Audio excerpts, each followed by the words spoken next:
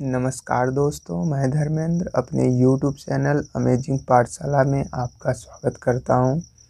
दोस्तों, आज के वीडियो में हम यूपी बोर्ड क्लास 12 के प्रोज के अंतर्गत इसके चौथे चैप्टर होमकमिंग का अध्ययन करेंगे। चूँकि दोस्तों इस चैप्टर का यह दूसरा पार्ट है। यदि आपने इसके पहले पार्ट को नहीं देखा है तो आप मेरे चैनल के प्लेलिस्ट में जाके वीडियो को देख सकते हैं, या फिर आप मेरे चैनल पर पहली बार आए हैं तो वीडियो को लाइक करें, दोस्तों के साथ शेयर करें और चैनल को अवश्य सब्सक्राइब करें, ताकि जब भी मैं अगला वीडियो अपलोड करूं आपको नोटिफिकेशन सबसे पहले मिले।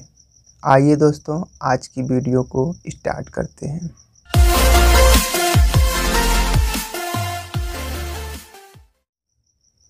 In this world of human affairs, there is no worse nuisance than a boy at the age of 14।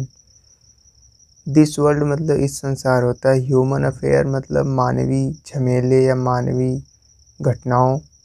Verse means बुरा या खराब होता है, न्यूसेंस मतलब बाधा। ए बॉय मीन्स लड़का, एज ऑफ 14 मतलब 14 साल का। लेखक रविन्द्रनाथ टैगोर जी कहते हैं कि इस मानवीय संसार के झमेले में एक लड़का जिसकी उम्र 14 साल हो, उससे बड़ी कोई बाधा नहीं हो सकती है। He is neither ornamental nor useful. Neither means ना तो, ऑर्नामेंटल मतलब आकर्षक या सजावटी होता है, यूजफुल मतलब उपयोगी। तो ही इज़ नॉटल, ही मतलब वह मतलब 14 साल का लड़का। ही इज़ नीदर, वह अर्थात एक 14 साल का लड़का ना तो आकर्षक होता है ना ही उपयोगी होता है। It is impossible to shower affection on him as on a little boy. Impossible means असंभव होता है, नामुमकिन होता है। शावर मतलब बरसाना या फिर प्रदर्शित करना, affection means Prem. On him मतलब उस पे, अर्थात 14 साल के लड़के पे। ऑन ए लिटिल बॉय मतलब छोटे लड़के। It is impossible to shower on. यह 14 साल के लड़के पे एक छोटे बच्चे की तरह प्यार दिखाना या स्नेह प्रदर्शित करना बिल्कुल असंभव होता है, अर्थात बहुत कठिन होता है। And he is always getting in the way. Always मतलब हमेशा, सदैव होता है। गेटिंग इन द वे मतलब रास्ते में आता रहता है। It is impossible to shower affection मतलब 14 साल के लड़के पे एक छोटे बच्चे की तरह प्यार दिखाना या प्यार बरसाना बहुत असंभव होता है। And he is always getting in the way, और वह अर्थात 14 साल का लड़का हमेशा मार्ग में या रास्ते में आता रहता है। If he talks with A childish Lisp he is called a baby, and if he answer in A grown up way he is called impertinent.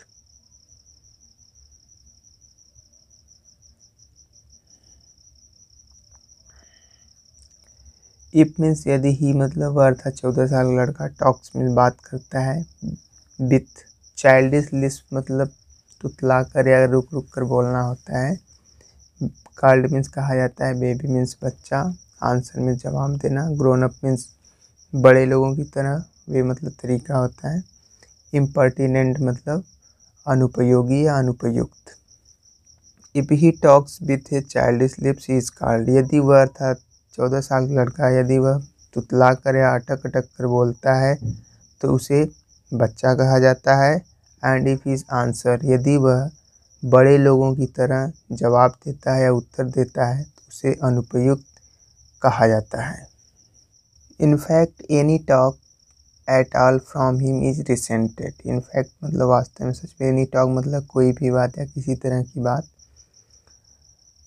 Him मतलब उसके द्वारा, अर्थात 14 साल के बच्चे के द्वारा। रिसेंटेड मतलब विरोध किया जाता है। तो इनफैक्ट एनी टॉक, उसकी अर्थात 14 साल के लड़के की कोई भी बात का विरोध किया जाता है, अर्थात उसे खुलकर बोलने नहीं दिया जाता है। Then he is at the unattractive growing age. Then मतलब तब, ही मतलब अर्थात 14 साल का लड़का, अनअट्रैक्टिव मतलब अनाकर्षित या फिर बदसूरत होता है, ग्रोविंग एज मतलब बढ़ती हुई उम्र। Then he is at the unattractive growing age, तब वह अर्थात 14 साल का लड़का तब एक बदसूरत और बढ़ती हुई उम्र में होता है। He grows out of his clothes with indecent haste. Grows means बढ़ता है, क्लॉथ्स मीन्स कपड़ा होता है, इंडेसेंट हैंड मतलब तीव्र गति से या बहुत तेजी से। ही grows out of his clothes, वह अर्थात 14 साल का लड़का अपने कपड़ों की अपेक्षा बहुत तेजी से बढ़ता है, अर्थात उसके कपड़े जल्दी जल्दी छोटे हो जाते हैं। His voice grows hoarse and breaks and quavers, his face grows suddenly angular and अनसाइटली।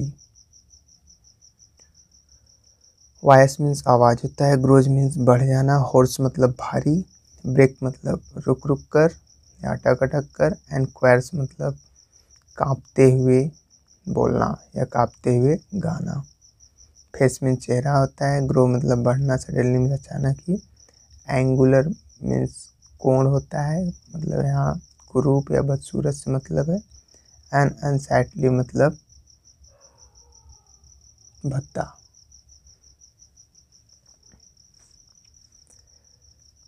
His voice grows horse, उसकी अर्थात 14 साल के लड़के की आवाज़ भारी हो जाती है, वह अटक अटक कर और कांपते हुए गाने लगता है।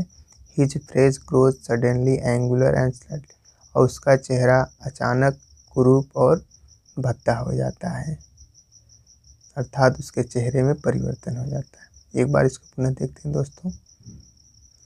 He grows out of his clothes with indecent haste, वह अर्थात एक 14 साल का लड़का अपने कपड़ों की अपेक्षा अधिक तेजी से बढ़ता है। His voice grows, उसकी आवाज़ भारी हो जाती है और वह अटक अटक कर और कांपते हुए स्वर में गाता है। His faces grows suddenly angular, उसका चेहरा अचानक बदसूरत और भद्दा हो जाता है, अर्थात वह दिखने में उतना अट्रैक्टिव नहीं होता है। It is easy to excuse the shortcoming of the early childhood, but it is hard to tolerate even unavoidable lapses in a boy of 14. Easy मतलब आसान होता है, excuse मतलब माफ़ करना, क्षमा कर देना, shortcomings मतलब कमियां या भूल होता है, अर्ली चाइल्डहुड मतलब बाल्यावस्था की अर्थात बचपन की, बट मीन्स लेकिन, हार्ड मीन्स कठिन है, टॉलरेट मीन्स सहन करना, बर्दाश्त करना, अनअवॉइडेबल मतलब जिसका हम अवॉइड नहीं कर सकते, जिससे बच नहीं सकते, अर्थात अनिवार्य, लैप्सेस मीन्स कमियां, बॉय ऑफ 14 मतलब 14 साल के लड़के की। It is easy to excuse the shortcoming of early childhood, यानी बचपन की या बाल्यावस्था की गलतियों को या भूलों को माफ़ करना आसान होता है, but it is hard to tolerate even unavoidable lapses in the boy of 14, लेकिन एक 14 साल के लड़के की गलतियों को सहन करना बहुत ही कठिन होता है, अर्थात उसको माफ़ करना बहुत असंभव होता है, कठिन होता है।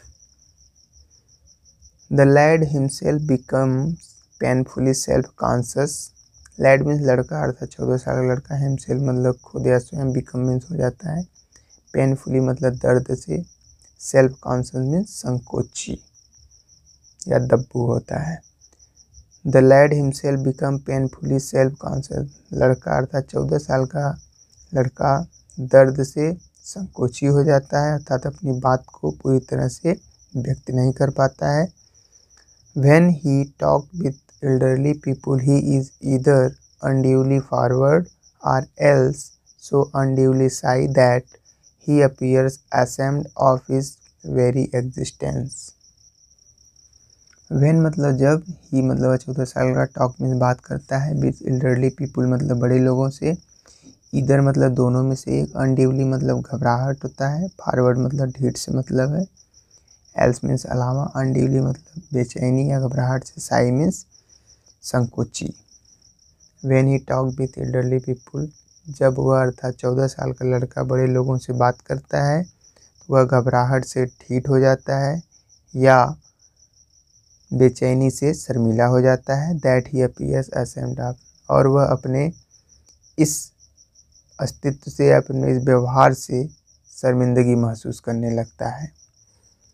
Yet it is at this very age when in his heart of hearts a young lad most craves for recognition and love.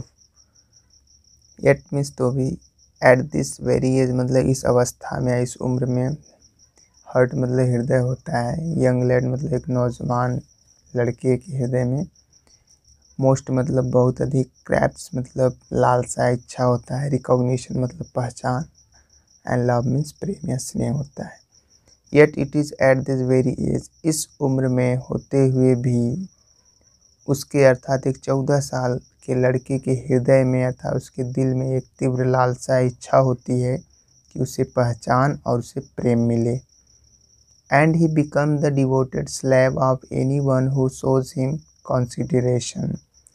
Becomes means हो जाता है, डिवोटेड मीन्स समर्पित, स्लेव मतलब दास होता है, एनी वन मतलब किसी एक व्यक्ति पे, हु मीन्स जो, शोज मतलब दिखाता है, प्रदर्शित करता है, कंसिडरेशन मीन्स ध्यान देना। And he become the devoted slave, वह अर्थात एक 14 साल का लड़का उस व्यक्ति पे का एक समर्पित दास बन जाता है जो उस पर ध्यान देता है, उस पर प्रेम प्रदर्शित करता है। But none dare openly love him, for that would be regarded as undue indulgence and therefore bad for the boy. But means लेकिन, नन मीन्स कोई भी नहीं, डेयर मीन्स साहस या हिम्मत करना, ओपनली मीन्स खुलकर, लव हिम मतलब उससे प्रेम करना, फॉर मीन्स क्योंकि, दैट वुड बी रिगार्डेड मतलब माना जाएगा, अनड्यू इंडल्जेंस मतलब अत्यधिक आसक्ति या लाड प्यार, देयरफॉर मीन्स इसलिए, बैड मीन्स खराब या बुरा होता है, फॉर द बॉय मीन्स लड़के के लिए।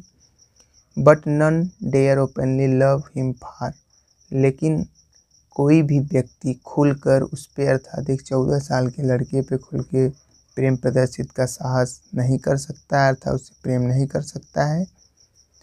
फॉर दैट वुड बी, क्योंकि इसे अत्यधिक आसक्ति माना जाएगा, अर्थात अत्यधिक लाड प्यार माना जाएगा, and therefore bad for the boy, और इसलिए एक लड़के के लिए बुरा होता है, अर्थात उसकी आदत खराब हो जाती है। So what with scolding and chiding, he becomes very much like a stray dog that has lost his master. So means इसलिए, what means क्या, scolding means फटकारना, chiding means तिरस्कार करना, becomes मतलब हो जाता है, very much like मतलब ठीक उसी तरह, ये stray dog मतलब एक आवारा कुत्ता, that मतलब जो या जिसको, lost his master, lost means खो दिया, his master मतलब अपने स्वामी को अर्थात अपने मालिक को। सो व्हाट विद स्कॉल्डिंग, इसलिए क्या डांटना, क्या तिरस्कार करना, वह उस कुत्ते के समान हो जाता है जिसके मालिक ने उसको छोड़ दिया है, अर्थात जिसका त्याग कर दिया है। For a boy of 14 his own home is the only paradise. Boy of 14 मतलब 14 साल के लड़के के लिए, ओन होम मतलब खुद का घर, ओनली मीन्स केवल होता है, पैराडाइज मीन्स स्वर्ग। फॉर ए बॉय ऑफ 14, एक 14 साल के लड़के के लिए खुद का घर अर्थात अपना घर स्वर्ग के समान होता है। To live in a strange house with strange people is little short of torture, while the height of bliss is to receive the kind looks of women and never to be slighted by them।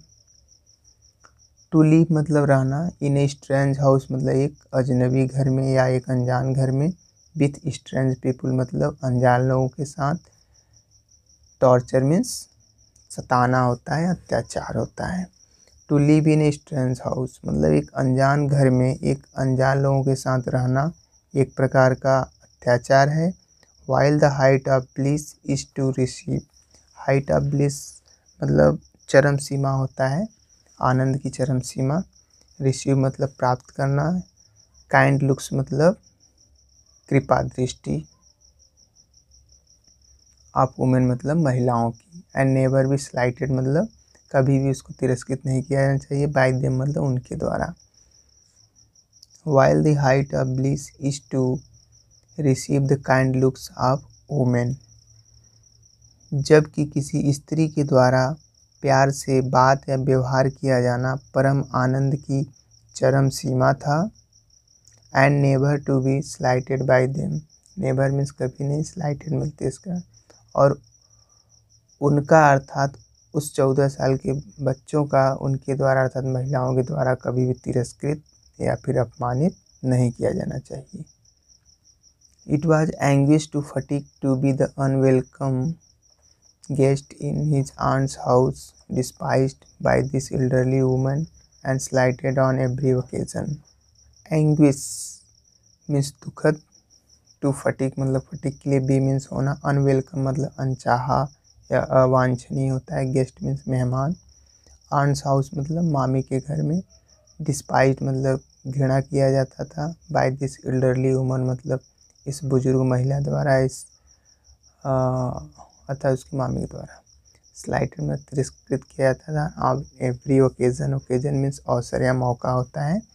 It was anguish to Phatik to be the unwelcome guest in his aunt house. Phatik का अपने मामी के घर में एक अनचाहा मेहमान या रिश्तेदार होना बहुत ही दुखद था। Despised by this elderly woman, इस बुजुर्ग महिला अर्थात उसकी मामी के द्वारा उसको तिरस्कृत किया जाता था अर्थात उसको नापसंद किया जाता था। एंड स्लाइटेड ऑन एवरी ओकेजन, और प्रत्येक अवसर पर या हर एक मौके पर उसको अपमानित किया जाता था। If she ever asked him to do anything for her, he would be so overjoyed that he would overdo it.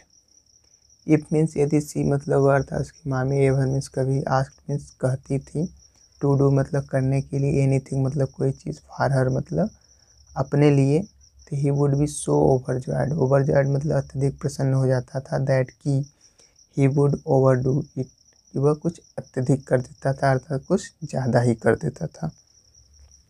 If he ever asked him to, यदि वह अर्थात उसकी मामी उससे अर्थात फटीक से कभी कुछ अपने लिए करने के लिए कहती, तो वह इतना अत्यधिक प्रसन्न हो जाता था कि वह कुछ ज़्यादा ही कर देता था।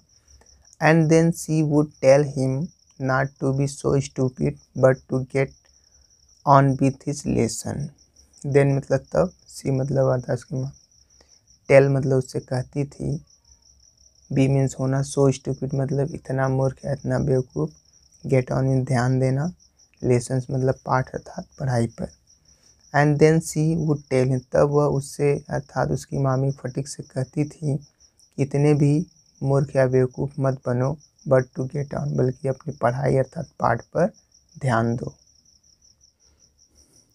The cramped atmosphere of neglect in his aunt's house oppressed Fatick so much that he felt that he could hardly breathe.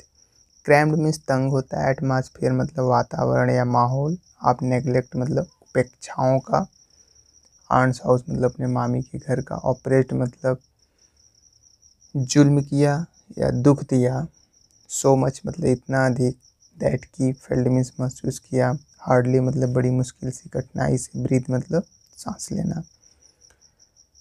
The crammed atmosphere of neglect in his aunt's house, the crammed atmosphere of neglect in his aunt house, अपने मामी के घर में उपेक्षाओं के तंग वातावरण ने fatigue पर इतना अधिक जुल्म किया, इतना अधिक दुख दिया, ही फेल्ट उसने महसूस किया कि सांस लेना मुश्किल है अर्थात जीना बड़ा कठिन है।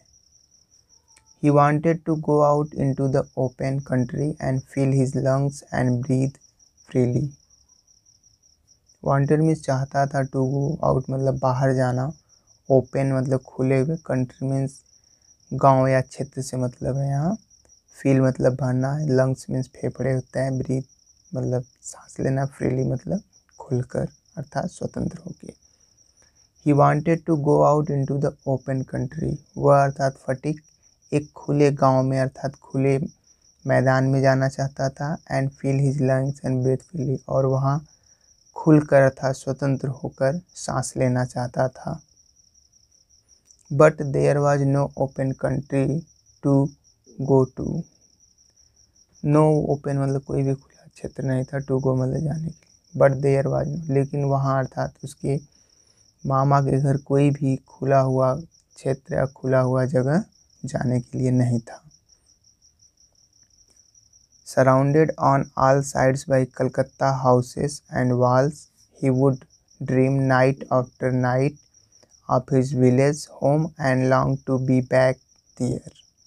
Surrounded में घिरे हुए कलकत्ता, हाउसेस मतलब घर, वॉल्स में दीवार होता है, ड्रीम मतलब स्वप्न देखना, नाइट आफ्टर नाइट रात रात भर अर्थात पूरी रात, विलेज होम मतलब गांव का घर अर्थात अपने घर, लॉन्ग मतलब इच्छा प्रकट करना, बैक मीन्स वापस जाना।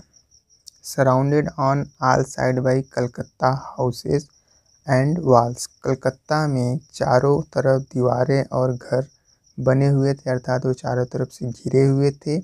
He would dream night after night, वह अर्थात फटीक रात रात भर अपने गांव के घर अर्थात अपने घर वापस जाने के सपने देखा करता था।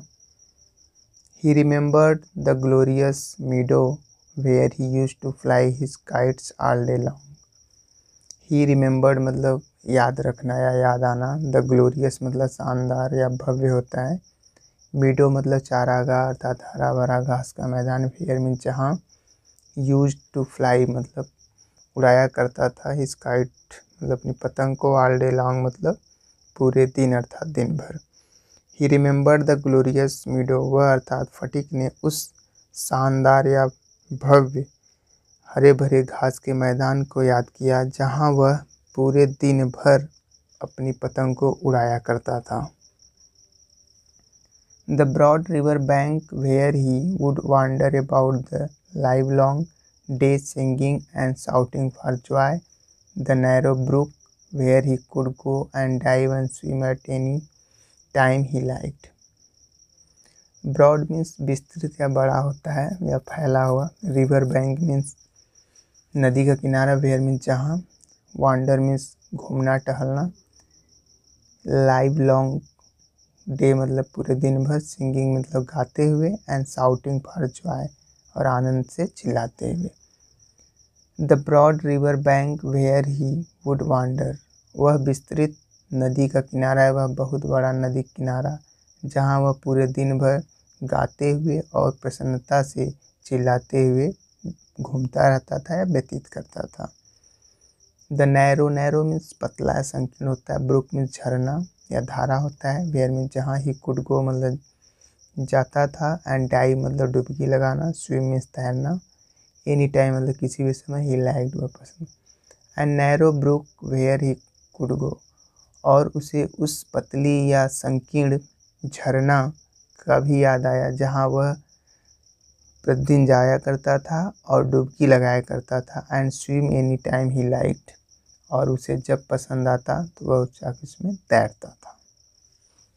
एक बार इसको पुनः देखते हैं दोस्तों। ही रिमेंबर द ग्लोरियस, वह अर्थात फटीक ने उस शानदार हरे भरे घास के मैदान को याद किया जहाँ वह पूरे दिन भर पतंग उड़ाया करता था। The broad river bank where he would wander, और उसने उस विस्तृत या दूर दूर तक फैले हुए नदी किनारे को याद किया जहाँ वह पूरे दिन भर गाते हुए और प्रसन्नता से चिल्लाते हुए घूमता रहता था।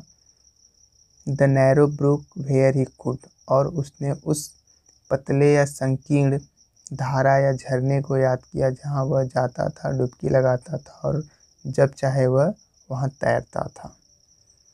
अगला पैसेज देखते हैं दोस्तों।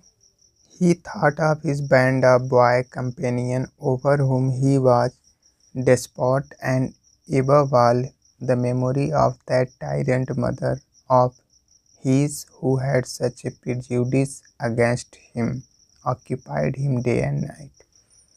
He thought मतलब उसने सोचा अर्थात याद किया, of his band मतलब समूह या दल होता है, आप बॉय मीन्स लड़कों का, कंपेनियन मतलब साथी या दोस्त होता है, होम मतलब जिनके बीच, ही वाज डेस्पॉट मीन्स तानाशाह या सरदार होता है। ही thought of his band of boy companion, उसने अपने समूह के अर्थात दल के लड़कों को याद किया जिनके बीच वह तानाशाह या सरदार था अर्थात उनका मुखिया था। And above all the memory of that tyrant. Above all मतलब इनसे भी अधिक याद, मेमोरी मीन्स याद होता है, दैट मतलब उस टायरेंट मतलब अत्याचारी या फिर आतताई होता है, मदर मीन्स माँ, ऑफ हिज मतलब अपनी, हु हैड सच प्रिजुडिस मतलब पक्षपात करना, अगेंस्ट हिम उसके अर्थात फटेक के। The memory of all tyrant mother, और इससे भी अधिक उसको सबसे अधिक याद उस आतताई या फिर उस अत्याचारी माँ की आ रही थी जिसने इसके खिलाफ पक्षपात किया था, अर्थात पक्षपातपूर्ण व्यवहार किया था। Occupied him day and night, occupied मतलब घिरे रहना, अर्थात डे एंड नाइट मतलब दिन और रात, अर्थात उसे यही सब विचार दिन और रात आते रहते थे, अर्थात उन्हीं चीज़ों के बारे में ये सोचता रहता था। A kind of physical love like that of animals, a longing to be in the presence of the one who is loved. Kind means प्रकार होता है, फिजिकल लव मीन्स शारीरिक प्रेम, लाइक दैट जैसा कि जानवरों में होता है, ए लॉन्गिंग मतलब इच्छा प्रकट करना, चाहना, to be in the presence मतलब उपस्थिति या मौजूदगी होता है, ऑफ वन मतलब किसी एक के सामने होना, हु इज लव्ड मतलब जिससे प्रेम किया जाता है। ए kind of physical love like that of animals, Rabindranath Tagore कहते हैं एक प्रकार का शारीरिक प्रेम जो कि जानवरों में होता है, जानवरों में पाया जाता है। A longing to be in the presence of one who is loved, presence मतलब उपस्थित होता है, वन हु लव्ड मतलब जिससे प्रेम किया जाता है, और जब वो उपस्थित होता है, मौजूद होता है, उससे वह अधिक प्रेम या इच्छा प्रकट करता है। An inexpressible wistfulness during absence, inexpressible मतलब न प्रकट करने योग्य, विस्टफुल मतलब लालसा या तीव्र होता है, ड्यूरिंग अब्सेंस, और जब वह बच्चा या उसकी माँ उसके सामने नहीं होती है तो उसका प्रेम न प्रकट करने योग्य होता है, अर्थात वह अपने प्रेम को प्रदर्शित नहीं करता है। Silent cry of the inmost heart for the mother like the lowing of calf in the twilight. Silent cry मतलब एक शांत चिक, इनमोस्ट हर्ट मतलब अपने हृदय के अंदर से, अर्थात पूरे दिल से, फॉर मदर मतलब माँ के लिए, लाइक में तरह होता है, लोविंग में रभाते हुए, चिल्लाते हुए, काफ में बछड़ा होता है, इन द ट्विलाइट मतलब संध्या के समय या शाम के समय।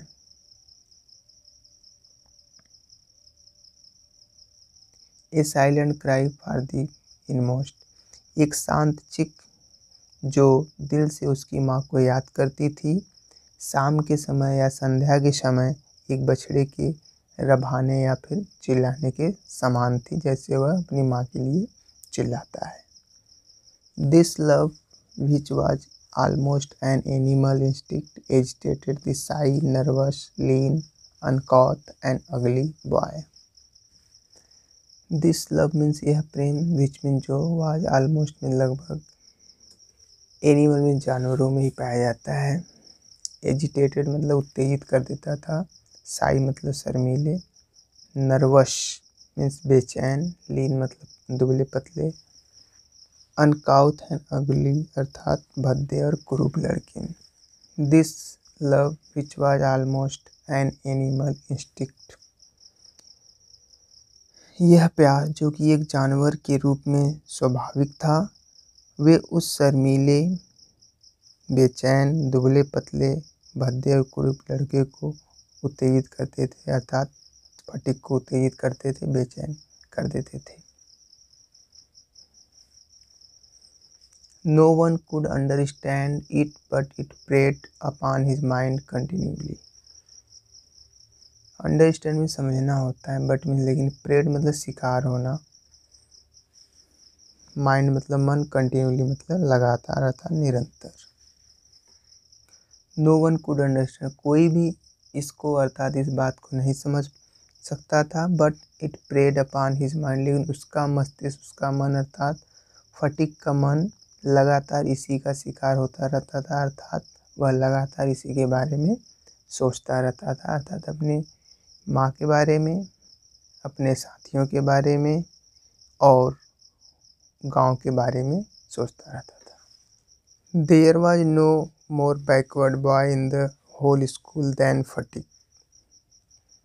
बैकवर्ड मतलब पिछड़ा होता है या कमज़ोर भी कह सकते हैं, बॉय में लड़का, इन द होल स्कूल मतलब पूरे विद्यालय में, देन फटीक मतलब फटीक की तुलना में। There was no more backward boy in the whole school यानी पूरे स्कूल में या पूरे विद्यालय में फटीक से अधिक पिछड़ा बालक कोई नहीं था, अर्थात ये सबसे कमज़ोर था पढ़ने में। ही gapped and remained silent when the teacher asked him a question, and like an overladen ash patiently suffered all the blows that come down on his back. Gapped means खुला रह जाता था, remain means रहना होता है, बने रहना, silent मतलब चुप या खामोश होता है, when मतलब जब, the teacher मतलब अध्यापक, ask पूछते थे, him मतलब उससे, question मतलब प्रश्न। He gaped and remained silent when the teacher asked. जब शिक्षक या अध्यापक उससे अर्थात फटीक से कोई प्रश्न पूछते थे तो उसका मुंह खुला हुआ और शांत ही रह जाता था। एंड लाइक मीन्स की तरह, ओवरलैडेड मतलब अधिक भार से लदा हुआ, ऐश मीन्स गधा होता है, पेशेंसली मतलब धैर्यपूर्वक, सफर्ड मीन्स सहन करना, ऑल द ब्लोज मतलब प्रहार या वार होता है, दैट मीन्स जो कम डाउन मतलब आता था, ऑन हिज बैक मतलब उसकी पीठ पर, और एक अतिरिक्त भार से लदे हुए गधे के समान वह धैर्यपूर्वक उन वारों को सहन करता जो उसकी पीठ पर पड़ते थे। एक बार इसको पुनः देख लेते हैं दोस्तों। He gaped and remained silent when the teacher asked. जब भी अध्यापक या शिक्षक उससे प्रश्न पूछते तो उसका मुंह खुला और शांत ही रह जाता था। Like an overladen patient, और एक अतिरिक्त भार से लदे हुए गधे के समान वह धैर्यपूर्वक या आराम से उन सभी वारों को सहन करता जो उसकी पीठ पर पड़ते थे, अर्थात फटीक मार को बहुत धैर्य के साथ सहन करता था, अर्थात बर्दाश्त करता था। When other boys were out at play, he stood wistfully by the window and gazed at the roof of the distant houses. When मतलब जब other boys मतलब दूसरे लड़के out at play मतलब बाहर खेलते थे, तो he stood मतलब वह, अर्थात फटीक stood मतलब खड़े होके, wistfully मतलब जिज्ञासापूर्वक, by the window यानी खिड़की के पास से उन्हें देखा करता, एंड गेस्ट मतलब घूरना अर्थात ध्यान से देखना, एट द रूफ मतलब छतों को, ऑफ द डिस्टेंस हाउस मतलब दूर के घरों को। When other boys out at play, जब दूसरे लड़के बाहर खेलते थे तो वह खिड़की के पास खड़े होकर जिज्ञासापूर्वक और दूर दूर के छतों पर स्थित या दूर दूर छतों पर खेल रहे बच्चों को ध्यान से देखता। And if by chance he spied children playing on the open terrace of any roof, his heart would ache with longing. By chance में संयोग से, स्पीड मतलब देख लेता था, चिल्ड्रन मतलब बच्चों को, प्लेइंग मतलब खेलते हुए, ओपन टेरेस मतलब खुले हुए छत पे, हिज हर्ट मतलब उसका हृदय, एच मतलब कष्ट होता है, इच्छा होता है, लॉन्गिंग मतलब इच्छा, एच मीन्स कष्ट। And if by chance he speed children playing on the open terrace, संयोगवश या भाग्यवश यदि वह बच्चों को छतों के ऊपर खेलते हुए देख लेता था तो उसका हृदय भी इच्छाओं से भर जाता था, अर्थात उसका भी मन खेलने को करने लगता था।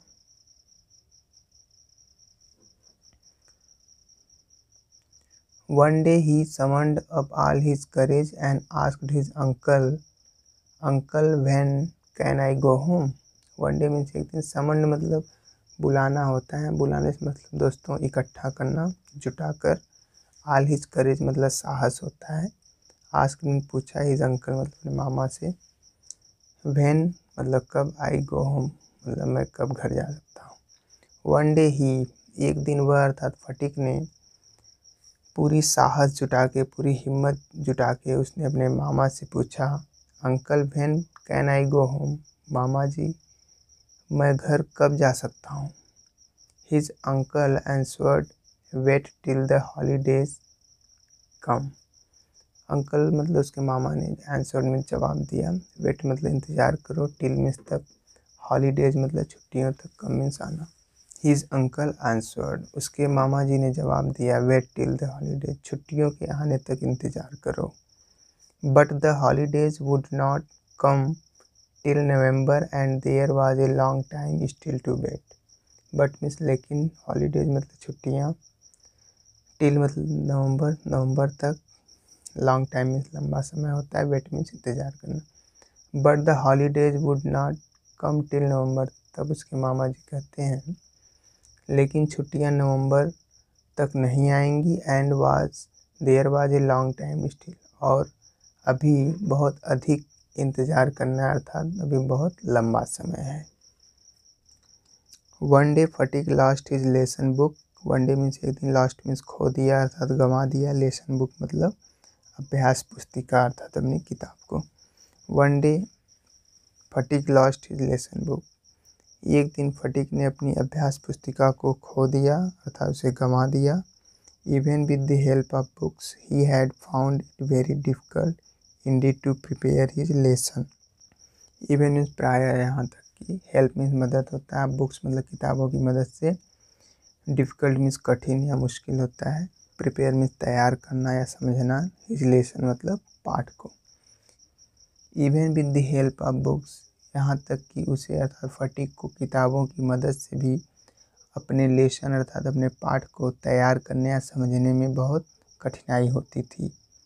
Now it was impossible, now means अब यह इस समय, इम्पॉसिबल मतलब असंभव, लेकिन अब यह असंभव था अर्थात बहुत ही मुश्किल था।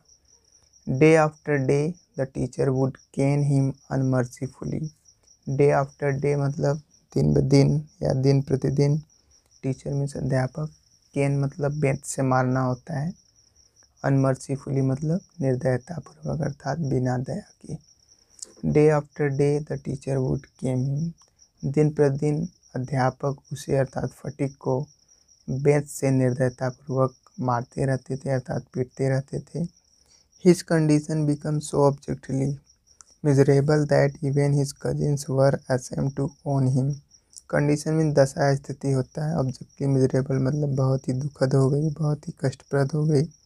इवन मतलब यहाँ तक कि हिज कजिन मतलब उसके ममेरे भाई, असेम्ड मतलब शर्मिंदगी महसूस करते थे, ओन हिम मतलब उससे अर्थात फटीक से।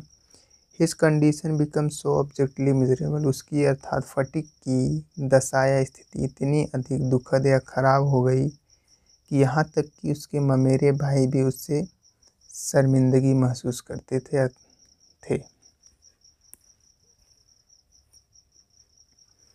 They began to jeer and insult him more than the other boys. They means वे अर्थात उनके ममेरे भाई, began मतलब शुरू कर दिया, jeer means मजाक उड़ाना या मजाक बनाना, insult means अपमानित करना, बेइज्जत करना, more than the other boys दूसरे बच्चों से कहीं अधिक। They began to jeer and insult him, वे अर्थात उसके ममेरे भाइयों ने उसका अर्थात फटीक का दूसरे बच्चों की तुलना में कहीं अधिक मजाक और उसको अपमानित करना शुरू कर दिया। He went to his aunt at last and told her that he had lost his book. Went means गया, last means आखिर में, told means बताया या कहा, lost means खो दिया, his book. He went to his aunt, अंत में वह अर्थात फटीक अंत में आखिर में अपने मामी के पास गया और उसने उनसे बताया कि उसने अपनी किताब खो दी है अर्थात गंवा दी है। आगे देखते हैं दोस्तों। His aunt pursed her lips in contempt and said, "You great clumsy country lot." His aunt मतलब उसकी मामी अर्थात फटीक की मामी, pursed मतलब सिकोड़ते हुए, lips मतलब होठ होता है, contempt घृणा या क्रोध, ग्रेट मतलब महान या बहुत बड़े, क्लमसी मतलब बेवकूफ़ या पागल, कंट्री लॉट मतलब गंवार। His aunt pursed her lips in contempt, Phatik की मामी ने घृणा या क्रोध से अपने होठों को सिकोड़ते हुए कहा, you great clumsy country lot, तुम एक पागल कमार हो। How can I afford with all my family two by U a new books 5 time a month. How means कैसे या किस प्रकार से, एफर्ट मीन्स प्रदान करना, विथ ऑल माई फैमिली मतलब अपने पूरे परिवार के साथ, अर्थात उनको देखते हुए, टू बाई मीन्स खरीदना, न्यू बुक्स मतलब नई नई किताबें, 5 टाइम मतलब 5 बार, ए मंथ मतलब एक बार में। How can I afford with all my family मतलब मैं कैसे अपने परिवार को देखते हुए अर्थात अपने परिवार को संभालते हुए तुम्हारे लिए एक महीने में 5 बार नई नई किताबें कैसे प्रदान कर सकती हूँ अर्थात तुम्हें कैसे दे सकती हूँ।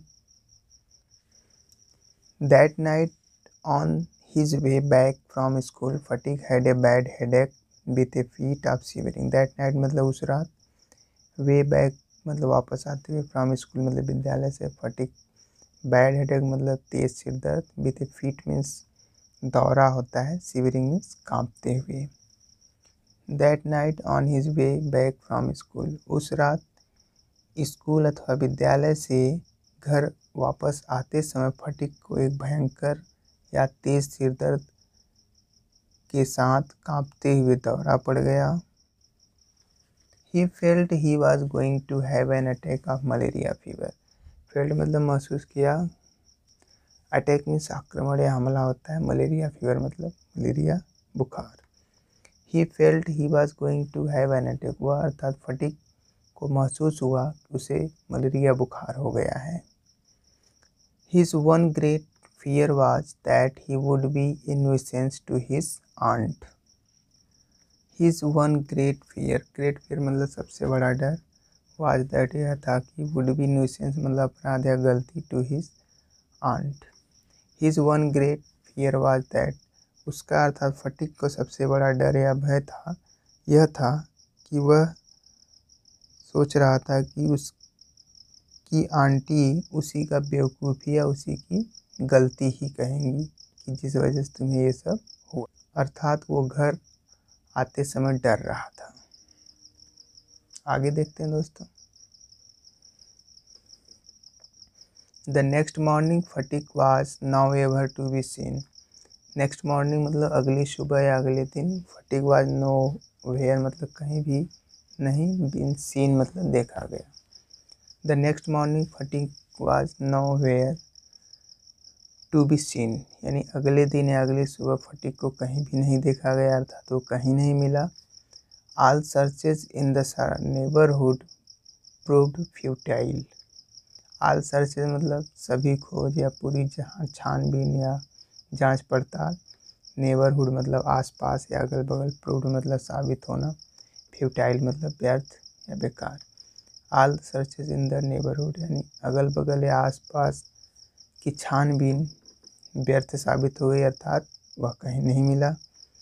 The rain had been pouring in the torrents all night and those who went out in the search of the boy got drenched through to the skin. The rain मतलब बारिश, had been pouring मतलब उड़ेलना अर्थात मूसलाधार बारिश होती रही, all night मतलब पूरी रात, those मतलब वे लोग who मीन्स जो, went out मतलब बाहर गए थे, in search of मीन्स खोज में, boy मीन्स लड़की अर्थात फटीक की, drenched मतलब भीग गए, थ्रू मतलब पूरी तरह से, स्किन मतलब त्वचा होता है। तो the rain had been pouring in torrents all night यानी पूरी रात भर मूसलाधार या तेज बारिश होती रही। And those who went out in search of the boy और वे लोग जो लड़के अर्थात फटीक की खोज में गए थे वो पूरी तरह से भीग गए। At last Bishambhar asked help from the police. At last means आखिर में, आस्क मतलब मांगा अर्थात कहा, हेल्प मीन्स मतलब फ्रॉम द पुलिस। आखिर में अंत में विशंभर ने पुलिस की मदद मांगी अर्थात पुलिस को सूचना दी। At the end of the day a police van stopped at the door before the house.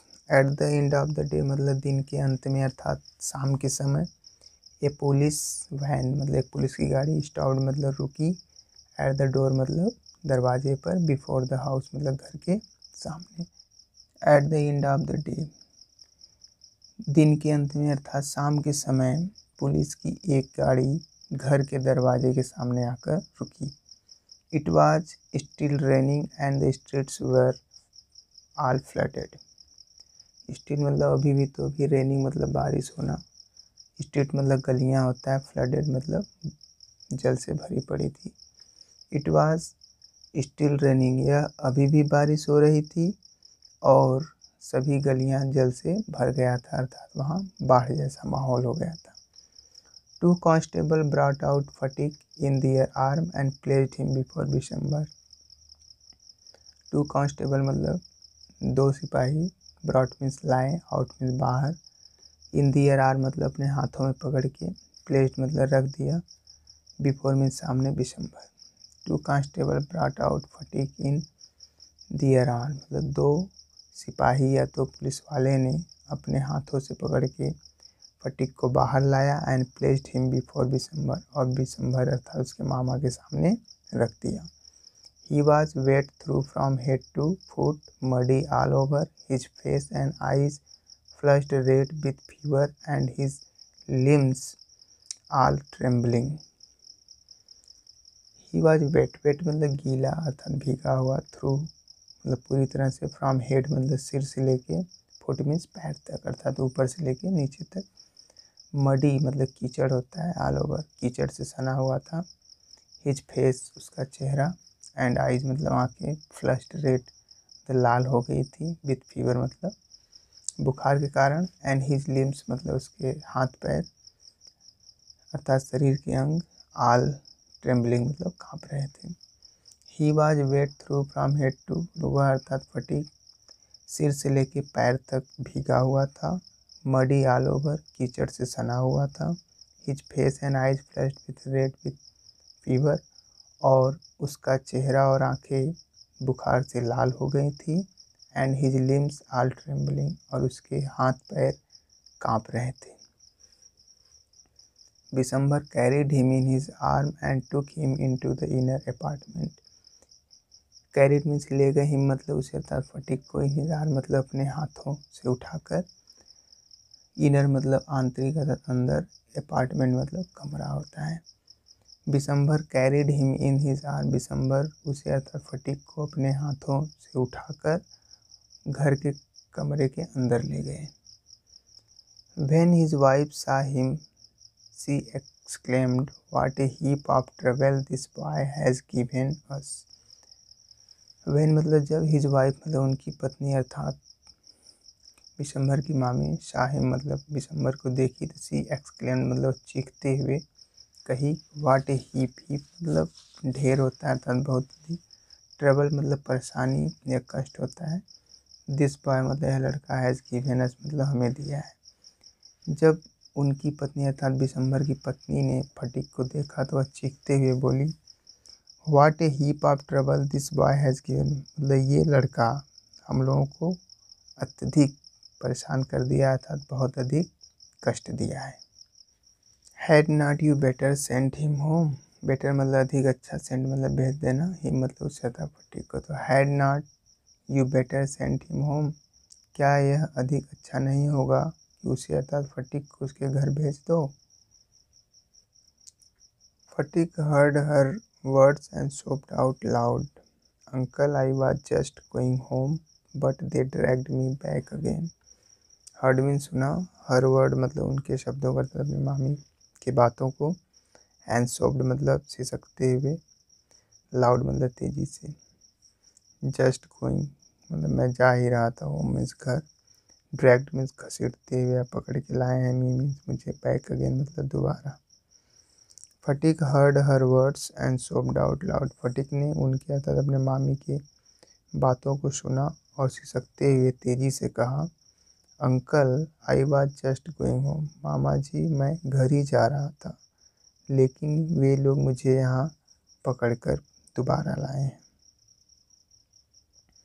The fever rose very high and all that night the boy was delirious.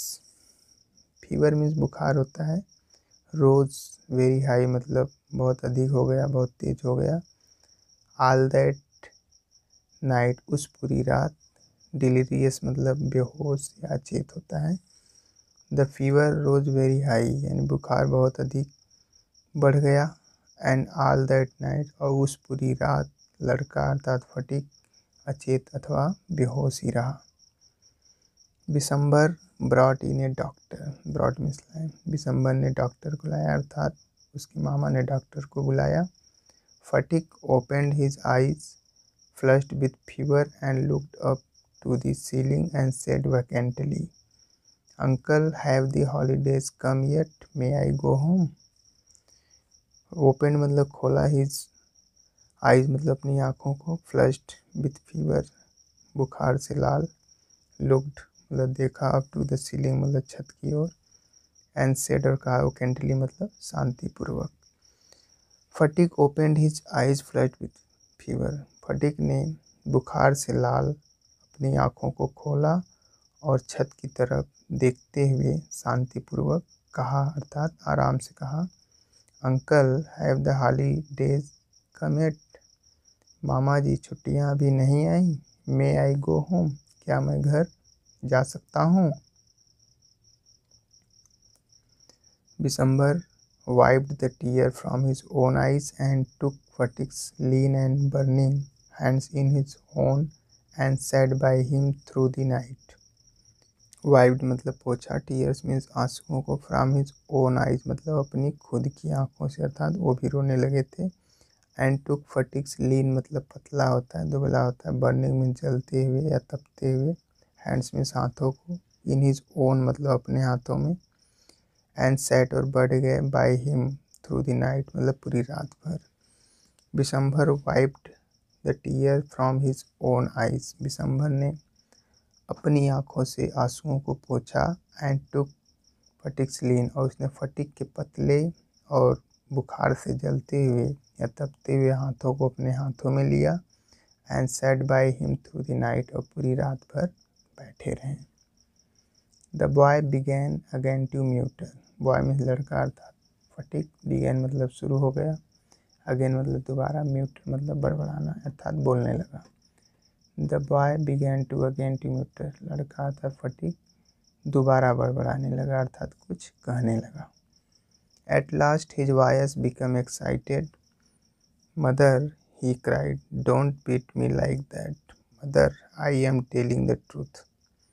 Eight last means आखिर में, his voice मतलब उसकी आवाज़, excited मतलब उत्तेजित हो गई, cried means चीखते हुए, बीट मीन्स पीटना है मानना होता है, लाइक दैट मतलब उस तरह से या इस तरह से, टेलिंग मीन्स कह रहा हूँ, ट्रूथ मतलब सत्य सही। Eight last his voice became excited, आखिर में अंत में उसकी अर्थात फटिक की आवाज़ बहुत ही उत्तेजित हो गई अर्थात तेज हो गई। ही क्राइड वह चीखते हुए कहा, mother don't beat me like that, माँ मुझे उस तरह मत पीटो या उस तरह मत मारो। Mother I am telling the truth, माँ मैं सही कह रहा हूँ अर्थात सच बोल रहा हूँ। The next day fatigue become conscious for a short time, next day मतलब अगले दिन, फटीक बिकम कॉन्शियस मतलब होश आया, फॉर ए शॉर्ट टाइम मतलब कुछ समय के लिए, थोड़े समय के लिए। The next day fatigue became conscious for a short, अगले दिन फटीक को कुछ समय के लिए होश आया अर्थात उसे चेतना आई। He turned his eyes about the room as if expecting someone to come, turn means घुमाया, हिज आइज मतलब अपने आँखों को, अबाउट द रूम मतलब कमरे के चारों तरफ, एज इफ मीन्स मानो कि जैसे कि, एक्सपेक्टिंग मतलब आशा कर रहा हो, समवन टू कम मतलब किसी के आने की। ही टर्न हिज आइज अबाउट, हुआ अर्थात फटीक ने अपनी आँखों को रूम के चारों तरफ घुमाया अर्थात रूम के चारों तरफ उसने देखा। एज इफ जैसे कि वह किसी के आने का इंतज़ार कर रहा हो। At last with an air of disappointment his head sank back on the pillow, at last means आखिर में, with an air of disappointed मतलब निराशा होता है, हताशा, हिज हेड मतलब उसका सिर, सैंक मतलब डूब गया अर्थात नीचे गिर गया, बैक मीन्स वापस, ऑन द पिलो मतलब तकिया पर। At the last with an air of dismay, और आखिर में निराशा के साथ उसका सिर पुनः तकिए पे गिर गया, अर्थात जब उसे कोई नहीं दिखाई दिया तो वह निराश हो गया। He turned his face to the wall with a deep sigh. Turn मतलब घुमा लिया, his face मतलब चेहरे को, to the wall मतलब दीवार की तरफ, with a deep sigh मतलब एक गहरी आह लेते हुए, अर्थात कराहते हुए। He turned his face to the wall, वह अर्थात फटिक ने अपने चेहरे को दीवार की तरफ एक गहरी सांस लेते हुए या फिर कराहते हुए कर लिया, अर्थात अपना सिर दूसरी तरफ कर लिया। आगे देखते हैं दोस्तों। Bishambhar knew his thoughts and bending down his head whispered, Phatik I have sent for your mother. Knew means जान गए या समझ गए, हिज थॉट मतलब उसकी विचारों को, अर्थात उसके मन की बात को। बेंडिंग मीन्स नीचे किए हुए, झुकाना होता है। हेड मतलब सिर को। विस्पर्ड मतलब धीरे से कहा। सेंट मतलब भेज दिया है। फॉर योर मदर मतलब तुम्हारी माँ के लिए। Bishambar knew his thought, Bishambar ने उसके अर्थात फटिक के मन की बात को अर्थात उसके विचारों को जान गए। And bending down his head whispered, उन्होंने अपने सिर को नीचे झुकाकर धीरे से कहा, Phatik I have sent for your mother, Phatik मैंने तुम्हारी माँ के लिए बुलावा भेज दिया, अर्थात बुलाने के लिए भेज दिया है। The day went by, day mean दिन, द वेंट दिन समाप्त हो गया, अर्थात दिन चला गया। The doctor said in A trouble voice that the boys condition was very critical.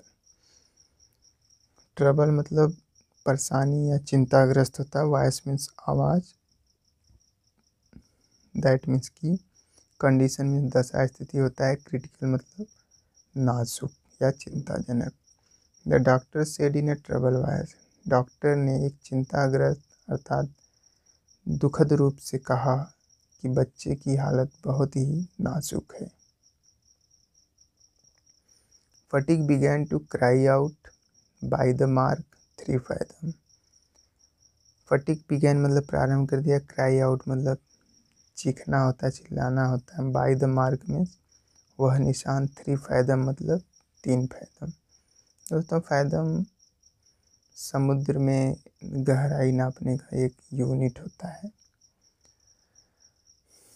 Sphatik began to cry out, फटिक ने जोर जोर से चिल्लाना प्रारंभ कर दिया। वह निशान 3 fathom. Bye the mark 4 fathom, वह निशान 4 fathom. Bye the mark he had heard the seller on the river steamer calling out the mark on the plum line. Heard means सुना था। सेलर मीन्स नाविक या मछुआरे को। रिवर स्टीमर मतलब नदी की स्टीमर में, नदी की नाव पर। कॉलिंग मीन्स पुकारते हुए, चिल्लाते हुए। मार्क मतलब निशान को। ऑन द प्लम लाइन मतलब साहुल रेखा होता है। By the mark he had, he मतलब वह अर्थात फटिक ने, अर्थात फटिक ने यह आवाज़ नदी में स्टीमर के नाविक को साहुल रेखा के पास यह बोलते हुए सुना था, अर्थात यह चिल्लाते हुए सुना था। Now he was himself plumbing an unfathomable sea. Now मतलब या इस समय ही मतलब अर्थात फटिक हिमसेल्फ मतलब खुद या स्वयं होता है। प्लम्बिंग मतलब गहराई नापना। अनफाइनेबल मतलब अथाह, सी मतलब समुद्र। तो नाउ ही, वह अर्थात फटिक अब खुद एक अथाह समुद्र की गहराई को नाप रहा था, अर्थात इस समय वह खुद एक गहरे दुख रूपी समुद्र में पड़ा हुआ था। Later in the day Phatik's mother burst into the room like a whirlwind and began to toss from side to side and moan and cry in a loud voice। Later in days मतलब अगले दिन। फटिक्स mother फटिक की माँ। Burst मतलब तेजी के साथ रोते हुए। लाइक ए वर्ल्ड मतलब चक्रवात होता है। तो लेटर इन द डेज फटिक अगले दिन फटिक की माँ तेजी से या जोर जोर से विलाप करते हुए एक चक्रवात की तरह कमरे में आई। And began to toss from side to side, toss मतलब उछलना होता है, इधर उधर गिरना होता है, साइड टू साइड में इधर उधर। मोन मतलब कराहना या विलाप करना। लाउड वॉइस मतलब तेज आवाज़ में। एंड बिगैन टू टॉस, और तेज आवाज़ में इधर उधर गिरते हुए विलाप करने लगी। Bishambar tried to calm her agitation but she flung herself on the bed and cried, fatigue, my darling, my darling। Tried मतलब प्रयास किया, काम मतलब शांत करने का, एजिटेशन मतलब बेचैनी होता है, निराशा होता है। शी फ्लंग herself मतलब लिपट कर, ऑन द बेड मतलब बिस्तर पे या पलंग पर, एंड क्राइड मतलब चीखते हुए कहा।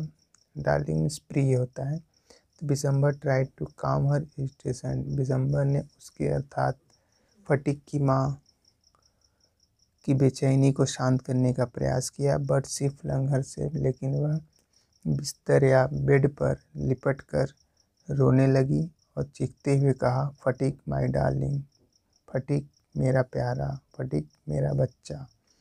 Fatigue stopped his restless moment for a moment. Stopped means रुक गया, रेस्टलेस मतलब बेचैनी होता है, मोमेंट्स मतलब गतिविधि, फॉर ए मोमेंट मतलब कुछ समय के लिए या कुछ क्षण के लिए। Fatigue stopped his restless moment for a moment. Fatigue अपनी बेचैनी में एक क्षण भर के लिए या एक पल भर के लिए रुका। His hand ceased beating up and down. Hands मतलब हाथ होता है, सीट मतलब बंद होना, बीटिंग मतलब पीटना, अप एंड डाउन मतलब ऊपर नीचे। तो his hand ceased beating up and down, उसका अर्थात फटीक का हाथ ऊपर नीचे पटकना बंद हो गया। ही सेड एह, उसने आह भरते हुए अर्थात दुख व्यक्त करते हुए कहा, अर्थात कराहते हुए। ही सेड एह, उसने कराहते हुए कहा आह। The mother cried again. Cried मतलब पुनः, अगेन मतलब चिल्लाते हुए दोबारा। The mother cried again, mother means माँ, क्राइड मतलब चीखते हुए, अगेन दोबारा। Phatik my darling, my darling. माँ अर्थात फटीक की माँ दोबारा चीखते हुए कहा, फटीक मेरा प्यारा बच्चा, फटीक मेरा लाल। Phatik very slowly turned his head and without seeing anybody said, mother the holidays have come. Phatik very slowly मतलब धीरे से, टर्न मीन्स घुमाया, हिज हेड मतलब अपने सिर को, एंड विदाउट सीइंग मतलब बिना किसी को देखे हुए कहा। हॉलीडेज मतलब छुट्टियाँ। Fatigue very slowly turn his head, fatigue ने बहुत धीरे से अपने सिर को घुमाया और बिना किसी को देखे हुए उसने कहा, मदर द हॉलीडेज हैव कम, माँ छुट्टियाँ आ गईं। दोस्तों, इस प्रकार से आपका चौथा चैप्टर होम कमिंग, जिसके लेखक रविन्द्रनाथ टैगोर जी थे, समाप्त हो गया है। दोस्तों, मैंने इस चैप्टर को यथासंभव सरल से सरल भाषा में बताने का, समझाने का प्रयास किया है। दोस्तों, यदि यह प्रयास आपके लिए महत्वपूर्ण हो, हेल्पफुल हो, तो प्लीज़ वीडियो को लाइक करें, दोस्तों के साथ शेयर करें और चैनल को अवश्य सब्सक्राइब करें। थैंक्स।